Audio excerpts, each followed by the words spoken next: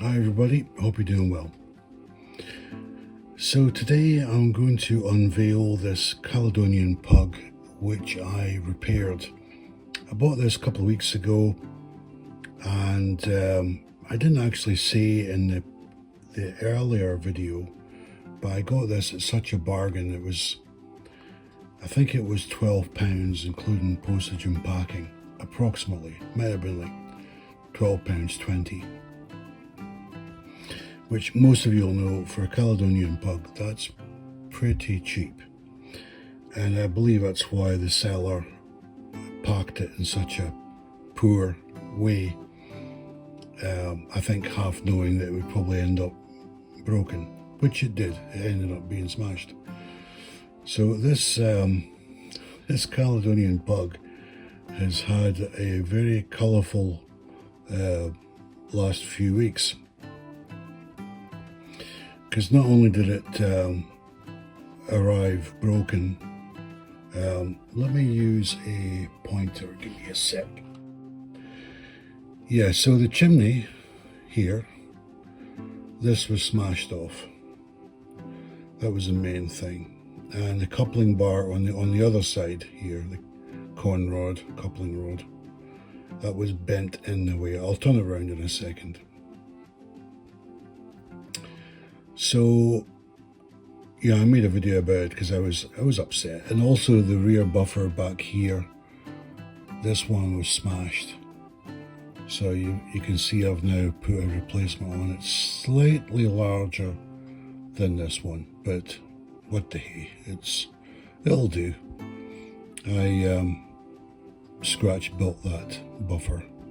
That's probably why it doesn't look fantastic, but anyway.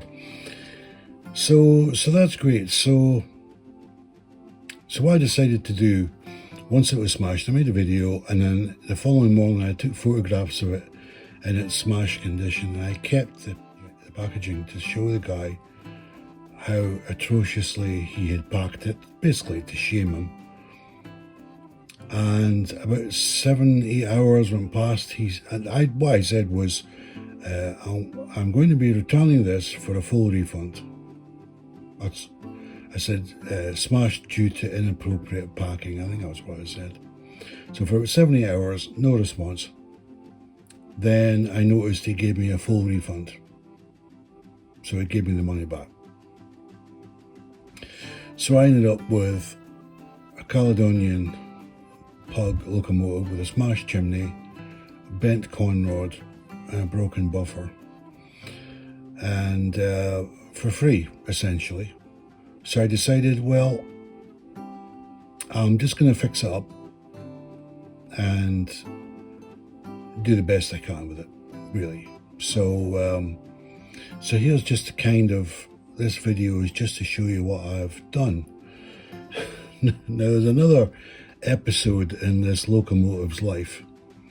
There's another video you'll see where I reviewed a steampunk 040 locomotive, and I said it was the instant odd collectible. If you haven't seen that, it's worth a look. And I still can't believe it. See, originally I wanted a body shell, a Caledonian body shell, because I knew these steampunks they'd went on sale for like 2 or 3 days. As soon as they went on sale, I thought, I'll steal I'll rip the chassis and motor out of a steampunk and put it in a Caledonian locomotive. So that was the idea, because it's the same. The chassis motor and the Pug body was exactly the same as the steampunk one. So that was kind of the idea behind it, the method of the madness, if you will. So now I've got this. So we're at the point now where this locomotive is now free to myself, and I had repaired it. I put on these handrails, decorated the front, fixed the chimney, fixed the buffer, and I had it on the outside of my layout. And then when I test drove the steampunk that had just arrived, it knocked this thing clean off the layout onto a hardwood floor, smashed the chimney, and knocked both the handrails that I'd custom made, smashed them. They disappeared. I only actually ever found one. The other one I never found to this point. I couldn't believe it. It was so ironic. So anyway, I finished up the review on that, and then I got caught up with other reviews. So now this chimney at this point had been smashed twice. So I've taken some still images. You can see you can possibly tell it's been repaired more than once. It doesn't look that bad. It looks like just a lot of soot on the bottom of the chimney, to be honest. That's in my opinion. So let's just have a little tour of this loco to show you what I've done.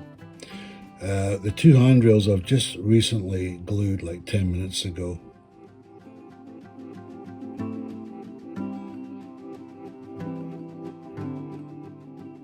The left and right one.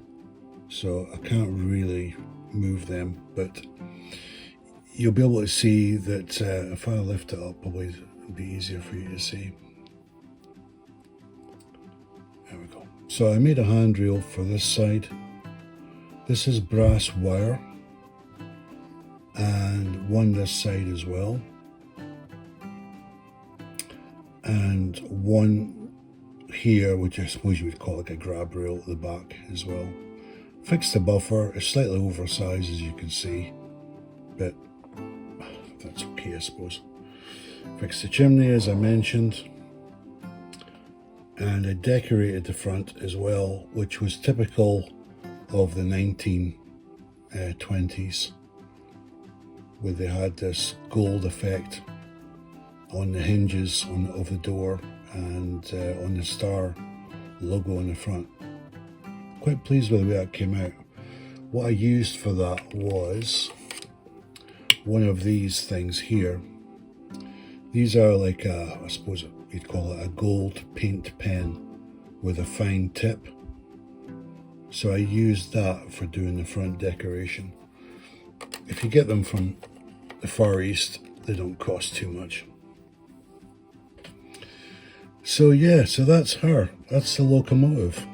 And I'm trying to move this without touching the handrails.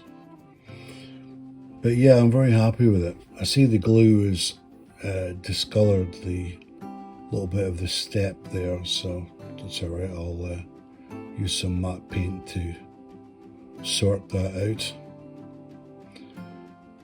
So yeah, this Caledonian Pug has had quite a time of it this last little while.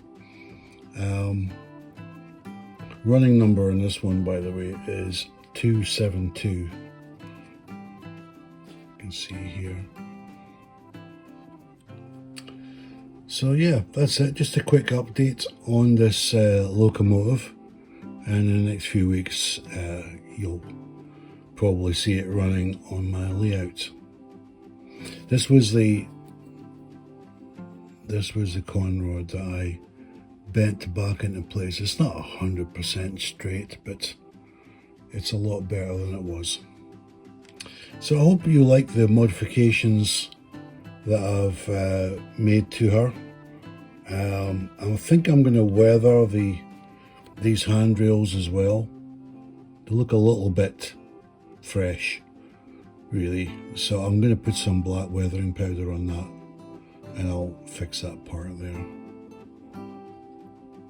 So yeah, so that's it. Hope you like the update. And I ended up being a free locomotive with quite an exciting history in the last 2 weeks. Anyway, thanks for watching, and I'll see you next time.